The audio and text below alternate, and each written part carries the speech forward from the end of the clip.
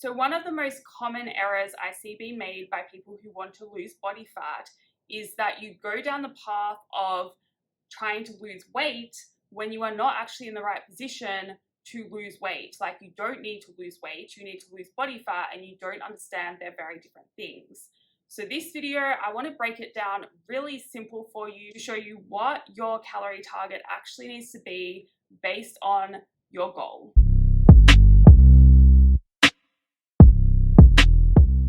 Hello, welcome back to my channel. My name is Jodie and I help you change your beliefs so you can change your body, your health, and your life. So we have got the whiteboard back for this video. I'm really excited because I actually love teaching. So I'm going to discuss this and make it really simple for you, and hopefully you will then choose the right calorie target for your actual goal and you're going to start making some progress.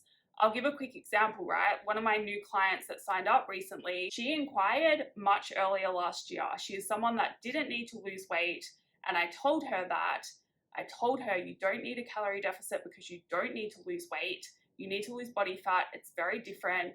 And what she ended up doing was trying to figure it out herself, and she ended up trying to lose weight. She succeeded in losing weight, but didn't end up with a body she was happy with. She actually ended up with a bit of a binge eating problem and then ended up gaining the weight back. And now she actually realizes that, okay, that was the wrong approach. But this is a common story. I hear it time and time again. So let's go through it. If you actually need to lose weight, then you need a calorie deficit, because your calories determine your weight at the end of the day. If you eat less food than you actually need, you will lose weight. If you eat more food than you actually need, you will gain weight. And if you eat the amount of food that you need to go about your daily activities, including exercise every day, then you're going to maintain your weight. But you have to remember, weight is weight. It's not just fat.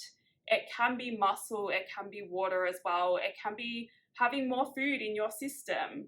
There's a lot of things that determine the number that shows up on the scale. And so if you're not doing things right, you can be losing weight, but you're losing muscle and water.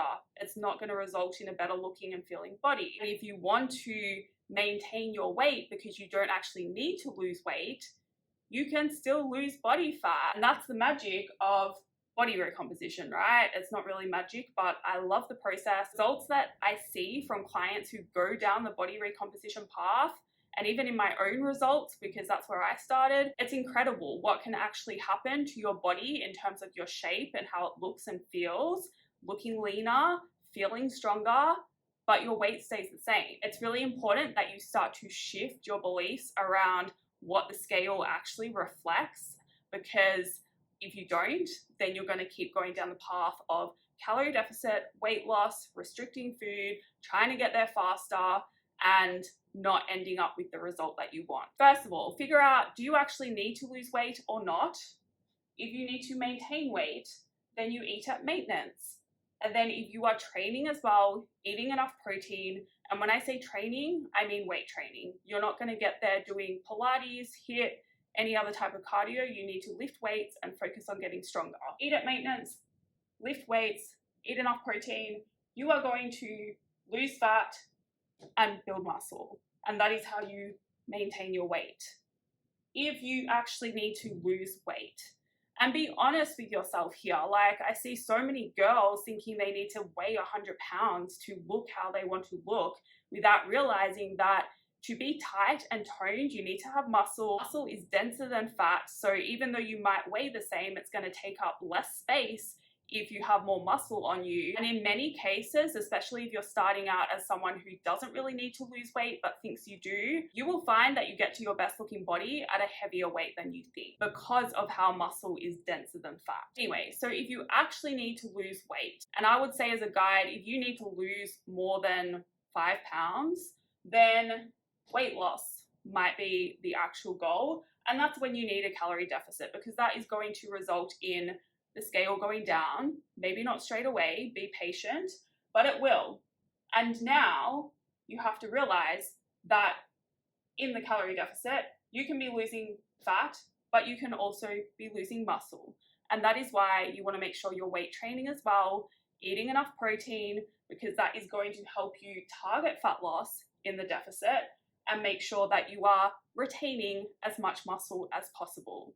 If you are an absolute beginner to training and if you have a lot of extra body weight on you, then you might build some muscle in a deficit. For most of you, it's going to be really minimal. If you don't have a lot of muscle on you to actually get that tight toned body, then I recommend going through body recomposition, because given you are a beginner or you haven't hit the intermediate to advanced strength standards, you will be able to gain muscle and lose fat at the same time, eating at maintenance, which is a lot easier than eating in a deficit. All right, so the last one is weight gain. A lot of people make this mistake of, oh, I want to build muscle, so I'm going to eat in a surplus. If you are starting out really, really lean, if you have done a lot of weight training in the past, if you're not a true beginner, if you have reached the intermediate to advanced levels of strength according to the standards, then you will need a surplus. But otherwise, you don't really. You can achieve a lot at maintenance. And when it comes to the surplus, you can gain muscle, but you can also gain fat. And I know a lot of people are scared of gaining fat, but you can really minimize this if you don't go overboard with the surplus. If you make sure you are still mostly eating whole foods, yes, some treats are okay, keeping that protein up and minimizing the surplus. So aiming for around 5%. In some cases, you might want to go up to 10%. What I have seen happen with some clients is they do gain quite a lot of weight, but because they were so lean and they had such little muscle on their frame, and because they do things slowly and gradually, they end up gaining mostly muscle and minimal fat. And lastly, what you have to understand, if you see people online that you're like, yep, I want her body, you have to understand that most of those people have been through all of these phases multiple times. Maybe not the body recomposition, maintaining weight phase. There are maintenance phases that you can go into between weight loss and weight gain, but me, for example, I have been through body recomposition twice actually, because I didn't realize I could recomp the second time I did, and I ended up recomping.